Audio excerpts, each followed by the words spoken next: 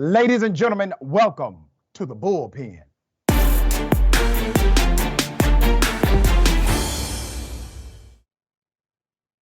All right, in the Bullpen today, we have Mr. Benjamin Ayanian, recent graduate, University of Minnesota. All right, majored in philosophy, double majored in law and business law and political science. Smart guy. Benjamin, good day. Welcome. Thanks for having me back, Dr. Richey. Thanks for being back to the show. All right, we're going to chop it up about gun culture in the United States of America. We can contextualize it through the U.S. Constitution, the gun rights debate. We had another recent mass shooting in the state of Alabama. The saga continues. I don't want to presume what you know or believe about gun safety in America. So if you would, give us your perspective, I would then opine.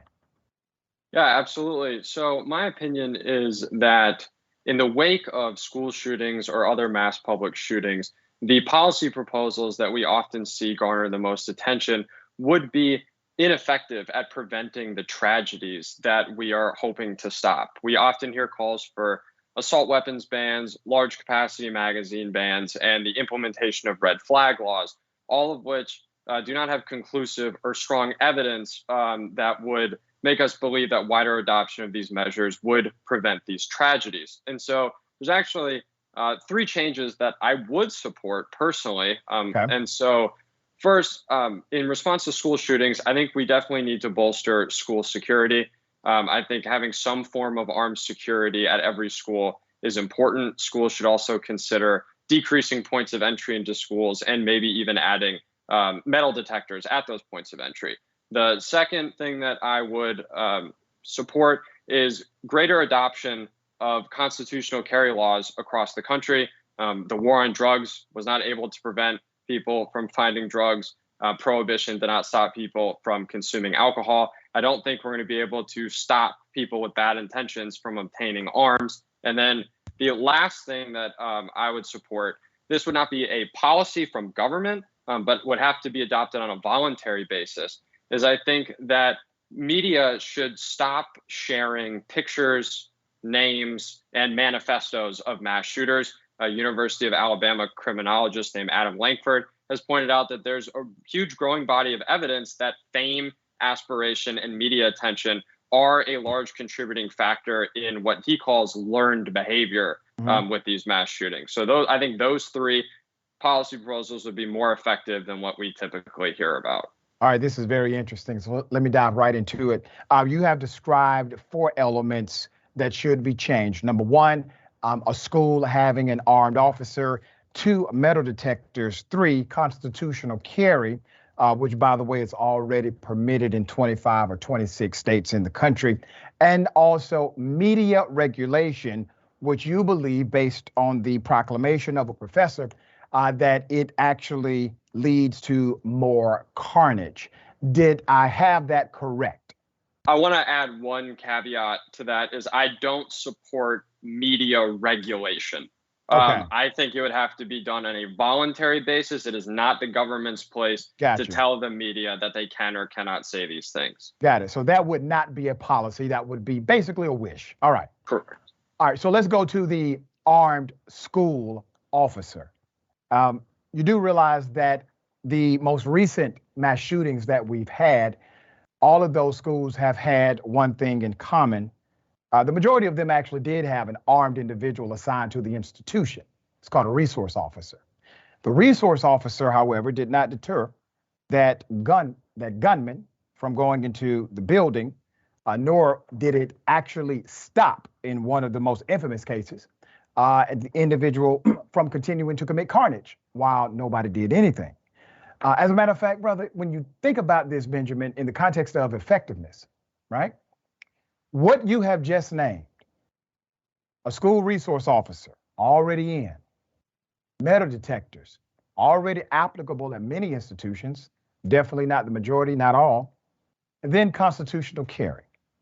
What evidence do you have that those three things lead to a decrease in school shootings? So my position is that we are not going to be able to meaningfully prevent bad people I with need bad. you, but Benjamin, I need you to hear my question because of the contextualization of your first monologue. You said Hmm. that having less access to guns or some of the other policies that have been presented do not actually show that it would have impacted the amount of carnage created by people shooting children in schools, basically. Then you presented 3 policy points and 1 wish.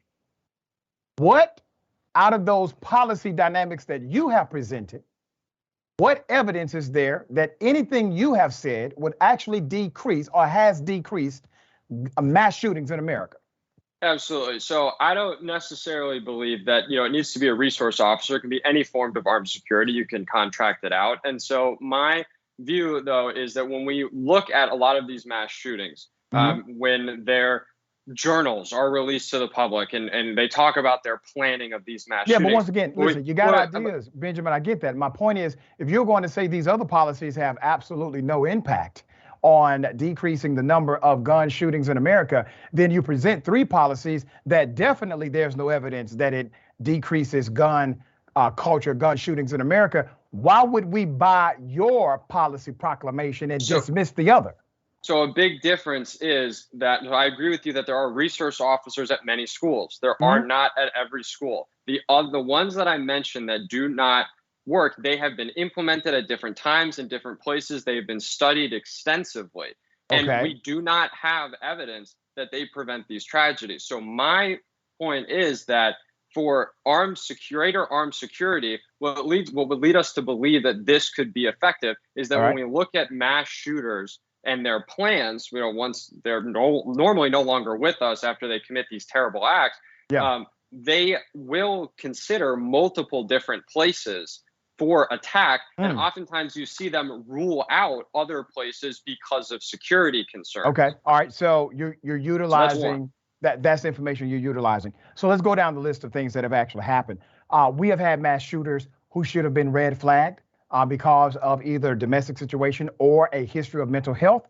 The majority of gun owners in America are actually for expanding the background check to include a mental health red flag dynamic. The majority of NRA members are also for that dynamic as well. This is not really a debatable issue, but that would have at least created a barrier to some of the mass shootings that have taken place in America. And the people that were on the other side of that mass shooter, they would have appreciated a policy like that in place prior to them being shot by that gunman.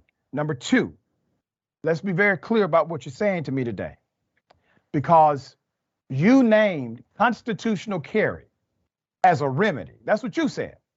Constitutional carry, which is the notion that you don't need any prerequisite in order to carry a gun in this country. Why do you believe that? So, well, first off, you still need to go through, if you go into a store, purchase a gun, you're going to go through a background check. Constitutional carry states that if you can legally obtain that gun, if it's a pistol, you can concealed carry it in public. Now, there have been some states that have tried to deny police officers from actually asking people in public who are carrying. Not tried, dear brother. Not tried. Right. They have successfully done so. It is against the law in the state of Georgia, for example, to ask, and a law enforcement officer cannot ask a person, do you have a permit? Are you legally carrying that weapon? You can't do that. It's illegal for a cop to do so. I don't necessarily support that. Okay. Police officers should be able to ask people in public who are carrying a firearm if, to show ID that they have, legally obtained that firearm. I just think that once they've obtained the firearm, they should be able to carry it in public, a pistol concealed. And so that's what I believe. So, Benjamin, you think that many of these guns are being purchased with the benefit of a background check. In the state of Georgia, 41% of the guns that are bought without a background check because it is a private gun owner to gun buyer purchase. So 41% is a huge number. And then you add the dynamic of constitutional carry, which says, well, because bearing arms is a right, the Constitution protects this right, so the individual does not need to do anything else to exercise this right. Do you believe, Benjamin, that it is a right to vote? So first, I want to respond to what you just said. I'm not assuming that they're all being done legally and above the table. But if you buy a gun privately and you don't go through a background check and you wish to do people harm, whether you bought it legally or not, I don't think the extra requirement to go obtain a permit is going to prevent someone from carrying that gun in public to go cause harm. That's what your thought process is. But you just laid out a case that said if you make things more difficult for a gunman, then that gunman starts to adjust their behavior because you made it more difficult for them to access that target. And then on the other side of the debate, you say, well, I don't see how making it more difficult in order to obtain a weapon would somehow create a barrier for that same gunman. Yeah, because if I can obtain a firearm and I wish, if someone obtains a firearm and wishes to do someone harm, already kill people, break the law, why would that permit to carry, why would they go get a permit to carry before they go? Well, they may not get a permit to carry, but the person won't sell to an individual if that is the law. The salesman will say no to them. You don't understand that? I mean, if we look at other countries with really strict gun laws, there are extensive black markets for drugs. You understand what the hell I just said? You know good damn well I make sense. What I just said makes sense, sir. I disagree with you. Okay. All right. I appreciate you, man. Have a good day. You too.